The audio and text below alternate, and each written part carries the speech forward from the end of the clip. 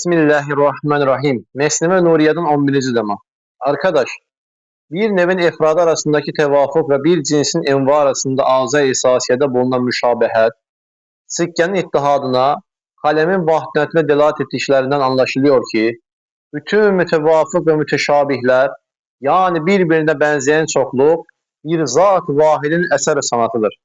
Ezalik inşa ve icadlarda görünen şu suhulet mutlaka, bütün mevzuatın bir sani vahidin eseri olduğunu vücub derecesinde istizam ediyor. Aksi halde suhbet, güçlük öyle bir dereceye imtina ve muhaliyete çıkacaktır ki o cins ve nevlerin ademden vücuda çıkmalarına bir set çekilmiş olur. Binaenaleyh Cenab-ı Hakk'ın zatında şeriki olmadığı gibi çünkü intizam bozulur, alem fesada gider, fiilinde de şeriki yoktur. Çünkü suhbetten, güçlükten dolayı alemin ademden çıkmamasına sebep olur. 12. lema.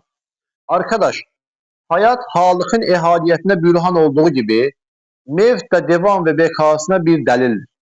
Evet, nasıl akan nehirlerin, dalgalanan denizlerin kabarcıkları ve yeryüzünde bulunan sair şeffaflar şemsin ziya ve timsallerini göstermekle şemsin vücuduna şehadet ettikleri gibi o kabarcık gibi şeffaflar ölüp söndükten sonra yerlerine mütesellisten gelip geçen emsalleri yine şemsin ziya ve timsallerini gösterdiklerinden şemsin devam ve bekasına ve bütün o şuat, celavat ve timsallerin bir şems-i vahidin eseri olduklarını şehadet ediyorlar. İşte o şeffaflar vücutlarıyla şemsin vücuduna ve ademleri ve ölümleriyle de şemsin devam ve bekasına delalet ediyorlar.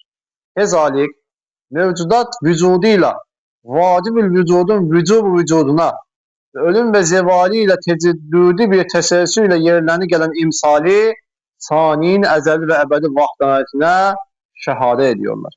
Evet, leyl ve niharın ihtilafı, usul-i erbanın tahavvülü, unsurların tebeddülü, hengamlarında meydana çıkan şu güzel mevcudat ve bu latif masnuatta devamla cereyan eden mübadele ve devr-ü teslim muamelesi kat'i bir şehadetle sermedi, ali, daim-u tecelli bir sahibi cemalin vücuduna ve bekasına ve vahdetine şehadet eden kat'i bir bürhandır.